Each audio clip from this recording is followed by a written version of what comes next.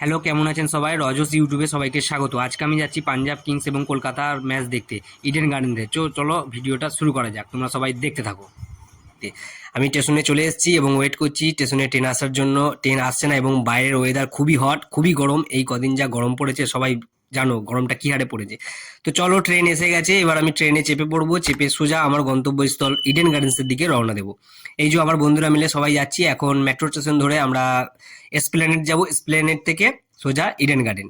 তো যারা আসবে ভাবছো তারা মেট্রো দিয়ে গঙ্গার তলা দিয়ে যে মেট্রোটা যাচ্ছে, প্রথমবার গঙ্গার তলায় মেট্রো খেলা দেখতে যাওয়ার সুবাদে চাপাও হয়ে গেল আমাদের। তো খুবই সুন্দর লাগলো, যেহেতু গঙ্গার তলা দিয়ে যাচ্ছি, অনেকদিন ধরে শুনছিলাম যে গঙ্গার তলা দিয়ে মেট্রো যাচ্ছে। তো এই যে মেট্রো ট্রেন আমাদের চলে এসেছে।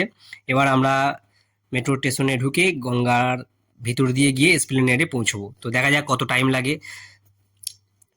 এই যে অবশ্যই আমি পাঞ্জাবের সাপোর্টার ছিলাম, তাই পাঞ্জাবের হয়ে গলা ফাটানোর জন্য নিজেকে একটু প্রস্তুত করে নিলাম। তোমরা দেখতে পাচ্ছ আমি পাঞ্জাবের ব্যানার নিজের ফিট করে নিলাম। তো চলো এবার স্টেডিয়ামের দিকে যাওয়া যাক। আমার বন্ধুরা এদের পাশে আছে, তারা হচ্ছে অবশ্যই কেকেআরের সাপোর্টার। এই যে আমার বন্ধুরা কেকেআরের, সবাই কেকেআরের সাপোর্টার ছিল, একমাত্র আমি পাঞ্জাবের সাপোর্টার ছিলাম। তো যেহেতু আমি ভাবছিলাম যে পাঞ্জাব আজকে জিতবে, তাই ভাবছিলাম যে পাঞ্জাবের হয়েই গলা ফাটাবো। আর আমি বিগত যত বছর আইপিএল হচ্ছে তত বছরই পাঞ্জাবের সাপোর্টার আছে। তো আমার খুবই শখ ছিল যে ইডেন গার্ডেনে আর পাঞ্জাবের ম্যাচটা দেখবো। তো চলো, এই যে স্টেডিয়ামে প্রবেশ করার জন্য যে প্রসেস, সেই প্রসেসটা কমপ্লিট হয়ে গেল। তো চলো এবার ভেতরের দিকে যাওয়া যাক। এই যে আমরা একবার পুরো স্টেডিয়ামের ভেতরে প্রবেশ করে ফেলেছি এবং প্রবেশ করে দেখি পাঞ্জাবের সঙ্গে কেকেআরের যে টস, সেই টস হয়ে গেছে। পাঞ্জাব অলরেডি টসে জিতে বোলিংয়ের সিদ্ধান্ত নিয়েছে। তো চলো কেকেআরের ব্যাটিং দেখা যাবে, অবশ্যই নারিনের 6 আর 4 দেখা যাবে। তো চলো এবার আমরা আমাদের গিয়ে সিটটা খুঁজে নেবো, কোথায় আমাদের বসার সিটটা আছে সেখানে আমরা খুঁজে নেবো। কারণ এখানে দাঁড়িয়ে থাকলে যে মামারা আছে সেই মামারা কিন্তু এখানে দাঁড়িয়ে খেলা দেখতে দেবে না, যার কারণে সিটে গিয়ে বসি আমাদেরকে খেলাটা দেখতে হবে। কিন্তু দুঃখের বিষয় হয়েছে চারিদিকে শুধু কলকাতারই ফ্যান্স, আমি তো পাঞ্জাবের সাপোর্টার দেখতে পাচ্ছি না। তো চলো দেখা যাক পাঞ্জাবের সাপোর্ট পাওয়া যায় নাকি।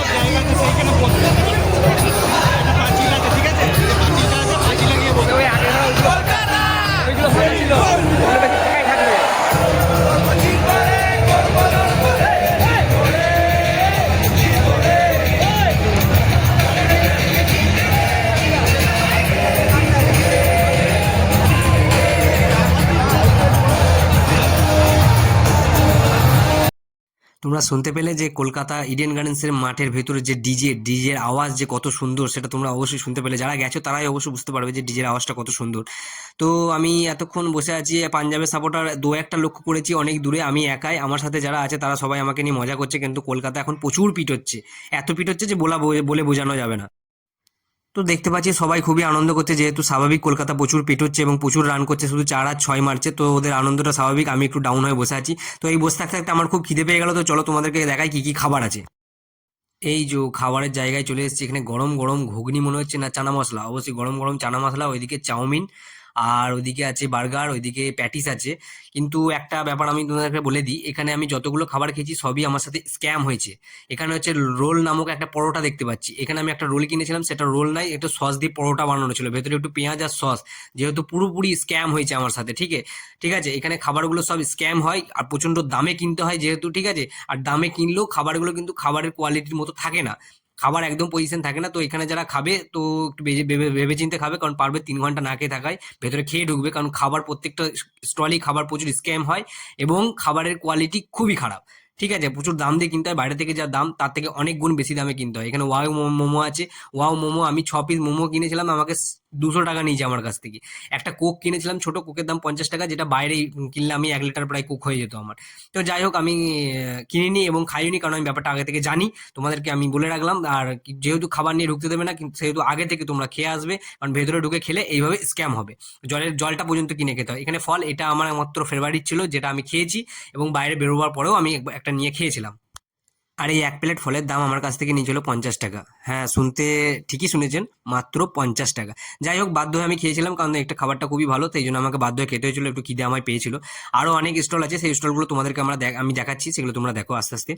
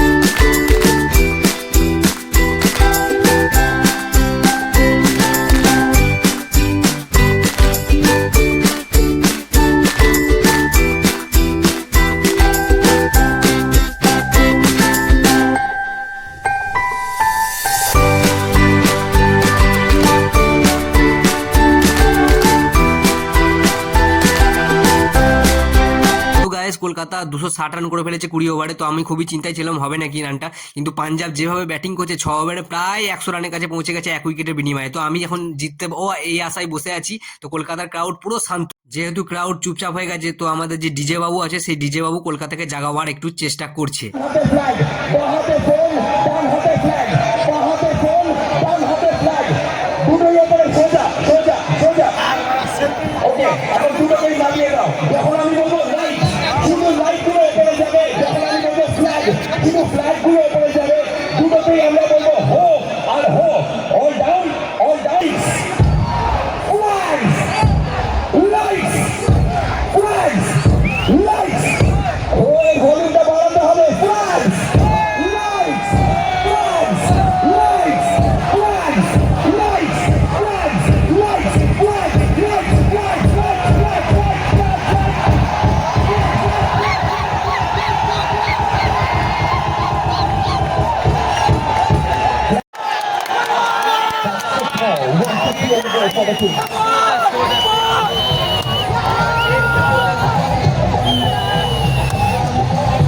তো আনন্দ করতে করতে দেখে ফেলি যে জনি ব্রেয়াস্টো আস্তে আস্তে এত পিটোচ্ছে, পিটোতে পিটোতে তিনি সেঞ্চুরি করে ফেলেছেন। তো সেই আনন্দ আমি আর নিজেকে ধরে রাখতে পারলাম না, আমি সবার সঙ্গে একটু আনন্দটা শেয়ার করে ফেললাম। যেহেতু কলকাতার ক্রাউড সব স্তব্ধ, তো সেহেতু আমি একাই আনন্দ করে যাচ্ছি। এবং আনন্দ করতে করতে দেখি কয়েকটা ফ্যান পাঞ্জাবের সাপোর্টার আমার পাশেই এসে গেছে। তো তাদেরকে নিয়ে আমি একটু আনন্দ শেয়ার করলাম। তারা দেখছি খুব নাচানাচি করছে, অনেক নাচানাচি করছে। তো তাদের সাথে আমিও একটু নাচানাচি করে নিলাম, কারণ তারা যেহেতু খুব আনন্দে আছে পাঞ্জাব জিতেছে। এবং দেখুন কলকাতার দর্শকরা কিভাবে নিরাশ হয়ে বাড়ি যাচ্ছে। আমি এটা চাইনি, যেহেতু খেলাটা খুবই আনন্দদায়ক হয়েছে, তবু আমিও বলছি এটা কিন্তু আমিও চাইনি যে কলকাতার সাপোর্টাররা এভাবে বাড়ি যাক। তো যাই হোক, খেলায় হার জিত আছে, কিন্তু আমি পাঞ্জাবের সাপোর্টার ছিলাম। পাঞ্জাব অলরেডি ম্যাচটা জিতে গেছে, পাঞ্জাব ম্যাচ জিতে গেছে এবং তারা 2 পয়েন্ট নিজেদের পয়েন্ট টেবিলে যোগ করে ফেলেছে। তো যাই হোক, চ্যানেলটাই যারা নতুন তারা অবশ্যই সাবস্ক্রাইব করে নেবে। ওকে, টাটা।